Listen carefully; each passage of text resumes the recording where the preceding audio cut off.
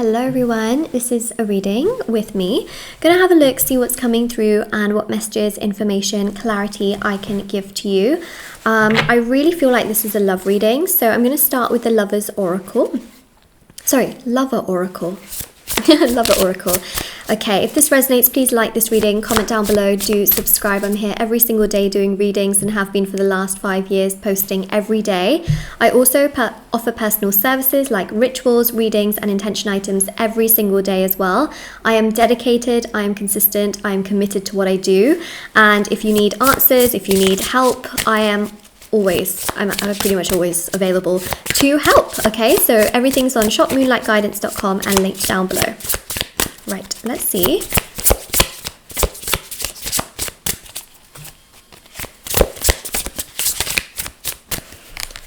Okay.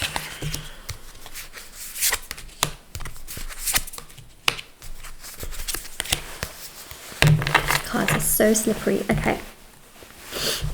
So we have here, I wish to be like you. I wish to be like you. There is someone here that wishes to be like you. You inspire them. Okay, on top of that, we also have here the passion is too much. I am the man. Okay, and we also have here as well, will you leave me like the others? Question mark. Okay, so what's quite significant here is that you have been dealing with someone who really doubts the connection on a level of having fear, okay? This person is very, very fearful because, as we have also discovered here, they have been left before, they have been left abandoned, they have been left hurt, and they really, really doubt love when it comes. And it's because they are trying to protect themselves. At the same time, they're trying to be open to it. At the same time, they will find any little fault and just very quickly shut off. They will also doubt things that are very, very good and think, you know, is it too good to be true? You have been dealing with someone here, okay, who has got trauma. And it's very obvious they have trauma because even though there is passion between you both, they feel like it's too much, right? They're making excuses for something and thinking like, nope, it must be too good to be true. If this person likes me, it means it's too good to be true. If this person cares about me, it's too good to be true. Basically, fear is attracting fear, and they are then blowing out the candle and calling it a day because they physically cannot fathom that someone could want to be with them, okay? And at the same time, they wish to be like you. They wish to be loving, kind, caring, consistent, genuine, like you've been towards them. They really like you, but they get so scared of the intensity. They get scared of what this could mean. Sorry, I have such an itchy nose. It's so annoying. And then also they get scared of getting hurt, getting rejected, or things crumbling because this person has been heartbroken so many times, okay? They've literally had their heart broken so many times that they know this feeling all too well. It is painful, and it's almost like they can relive feeling heartbroken, and they can feel so upset and so kind of on the floor and just so paranoid about it that they never want to feel that feeling. And so for them to avoid it altogether just seems like the safer option. And we have here, I am the man. Now, whether you're male or female, okay, I just want you to know that they feel like, okay, that they are the ones that have to do everything, right? They have to chase, they have to pursue, they have to, you know, make things right, they have to showcase emotion. They feel, regardless of if they're male, female, or whatever, you know, they feel like they have to do everything. They feel like they have to be that person, okay? And for them, it's a very hard task because they feel like they have to do it all. They have to just do, and it's a lot for them, you know? They just feel like, oh my God, like I just don't know if I can live up to all of that expectation that comes with it, okay? So I do believe that this person has hurt you, this person has broken your heart, because there's an energy here of rejection that I'm picking up on, and it's an energy of rejection on something that is kind of pathetic. And the reason I say that it's kind of pathetic is because of this. The passion is too much, okay? Is there such thing as too much passion, really, right?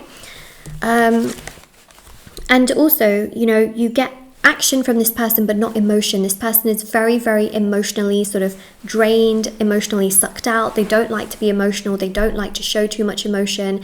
They don't like to come across with too much emotion, or really just anything. They'll take action, but when it comes to emotion, they've been taught from a young age not to be too emotional, not to talk about emotion, not to show emotion, not to show vulnerability, not to show insecurity. And then basically as an adult, they start to feel things and then they get overwhelmed, okay? And they like to have very, what I would like call practical relationships. This person that you've been dealing with, I feel like a lot of the times they would always give you practical feedback. They would also talk to you practically, okay? And sometimes you would think like, oh, maybe they're a bit emotional in there, but they would always be practical. And they would also always maintain a sense of independence, okay? They would always like to be independent, doing their own things, you know, going here, going there, and maintaining a really, really strong identity of independence outside of the relationship. And that is a very, very strong energy of this person sort of avoiding their emotions, basically, and not being too emotional, okay? So they may have put a lot of energy onto, like, you know, I need my own independence, I need to do my own things. It's very healthy for us to do things, you know, apart. And, you know, whenever you're emotional, they'll always come to you sort of practically and talk to you practically, but not actually properly, you know? So that's something that I will say here. Now, I also do believe here that this person has made you very, very strong, in the sense that you have realized, oh my God, people can really be like this. Yes, unfortunately they can. This person has, I think this person has brought a bit of fire into your life, because you do seem to be very motivated in certain areas of your life where you're like, you know what, I'm going to make money, I'm going to look my best, I'm going to feel my best, I'm not going to let this overrule me. It's almost like you're thinking to yourself, you know what, this feels like unfinished business between me and this person has work to do on themselves, but I am super attractive. I'm going to show that I am literally the most magnetic, attractive, abundant person.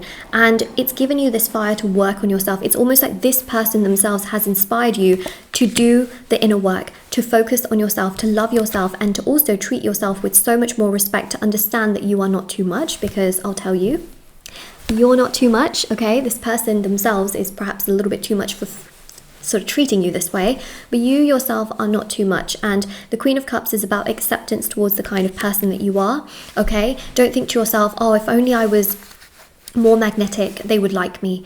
If only I was richer, they would like me. If only I was more simple, they would like me. Trust me, it is a trap, because the reason I'll say this, okay, is that there are situations that I've seen where a person will be with a person, okay, and let's say something goes wrong, and they'll be like, okay, well, I'll just be more kind of reserved, like how they like it.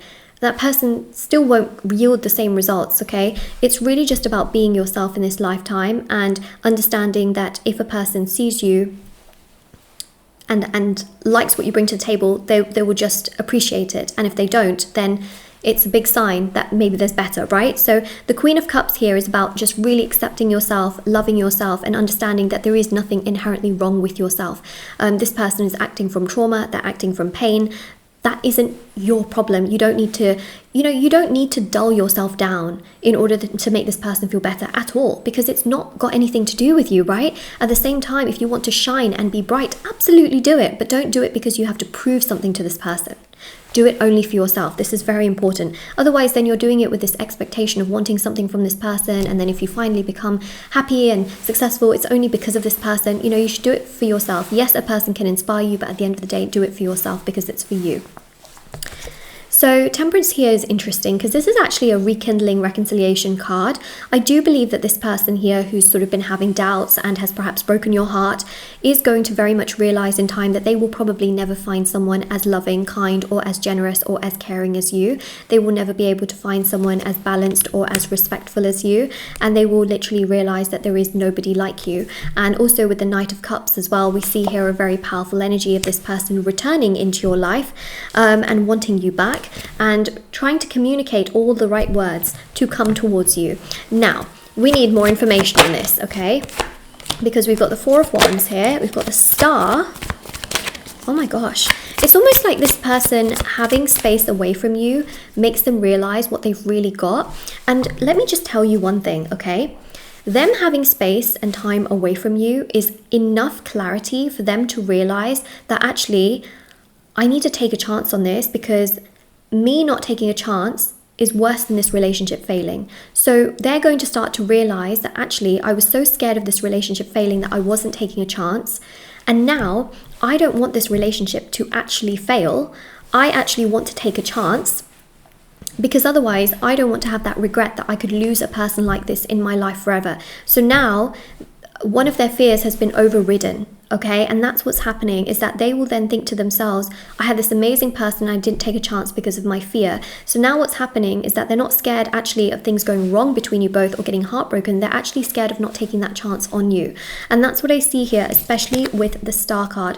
They are very, very scared that, oh my God, you know, what if like this actually could be the best thing that ever happens to me? Because as time has gone by, they're realizing that they probably won't meet someone as kind or as caring or as loving as you.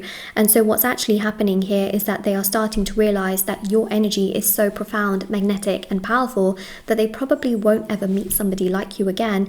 And that in itself is pushing them to want a sense of reconciliation, to want stability with you, to want to be, proactive with you, to move things along with you, especially with the Four of Wands. We do see here a very, very powerful and a very strong energy here, especially with the Wheel of Fortune, which is to do with the fact that they do feel very connected, very drawn, very appreciative towards you and your energy. And especially with the Wheel of Fortune, we do also see here just such a strong energy, which is to do with the fact that the Wheel of Fortune really resembles strength, courage, character, and a sense of them rebuilding themselves and realizing like, oh my God, I really don't want to lose you. So that's basically what's going to happen here, is that they're going to come back around because they won't want to lose you. So there is a rebirth, there is a restart, there is a rekindling, but keep focusing your energy on yourself, loving yourself, taking care of yourself. I do offer personal readings. There's rituals for love, like manifest your specific person, break no contact, express their feelings to you. There's lots of rituals on there. Readings, and of course services and intention items as well, like bracelets, necklaces, anklets, etc. Everything's linked down below, shopmoonlightguidance.com and Etsy as well.